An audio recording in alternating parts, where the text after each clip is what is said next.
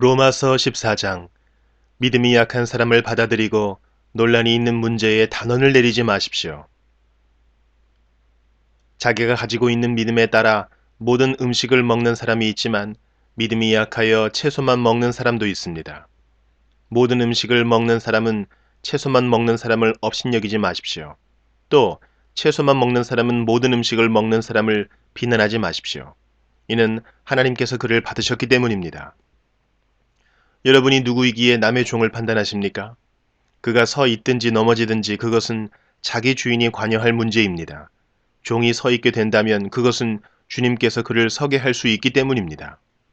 어떤 날을 다른 날보다 더 중요하다고 생각하는 사람이 있는가 하면 모든 날이 다 같다고 여기는 사람도 있습니다.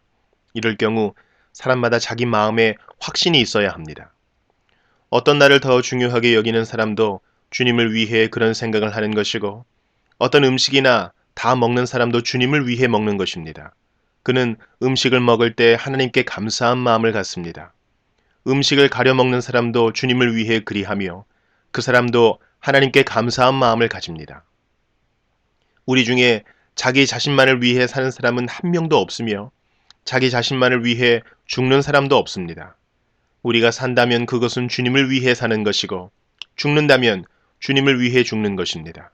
그러므로 살든지 죽든지 우리는 주님의 것입니다. 그리스도께서는 죽은 사람만 아니라 살아있는 사람의 주님이 되기 위해서 죽으셨다가 다시 살아나셨습니다. 그런데 여러분은 왜 여러분의 형제를 비판합니까? 왜 형제를 업신여깁니까? 우리는 다 하나님의 심판대 앞에 설 사람들입니다. 성경에도 이렇게 기록되어 있습니다. 주님께서 말씀하시기를 내가 살아있나니 모든 무릎이 내 앞에 꿇을 것이요 모든 혀가 하나님께 자백할 것이다. 그러므로 우리는 각자 자신이 한 일에 대해 하나님께 사실대로 말씀드리게 될 것입니다. 그런즉 다른 사람에 대해 심판하지 맙시다. 우리가 더욱 힘쓸 것은 형제의 길에 그를 넘어지게 하는 것이나 장애물을 놓지 않겠다고 결심하는 일입니다. 내가 주 예수님 안에 있는 사람으로서 확신하기로는 그 자체로 부정한 음식이 하나도 없습니다. 어떤 음식이 부정하다고 믿는 사람이 있다면 그 사람에게는 그 음식이 부정한 것입니다. 음식 문제로 여러분의 형제가 상처를 받았다면 여러분은 사랑으로 행동한 것이 아닙니다. 그리스도께서 대신해서 죽으신 그 형제를 음식 문제로 망하게 하지 마십시오. 그러므로 여러분이 옳다고 생각해서 하는 것이 오히려 비난의 대상이 되지 않게 하십시오. 하나님의 나라는 먹는 일이나 마시는 일이 아니라 성령 안에서 누리는 의와 평강과 기쁨입니다.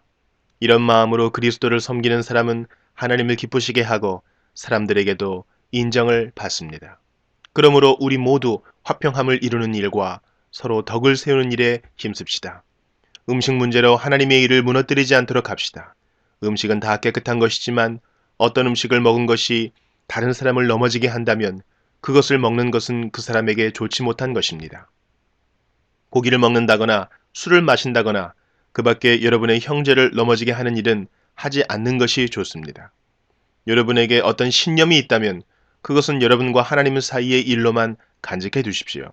스스로 옳다고 믿는 일을 할 때 자신을 정죄하지 않는 사람은 복 있는 사람입니다.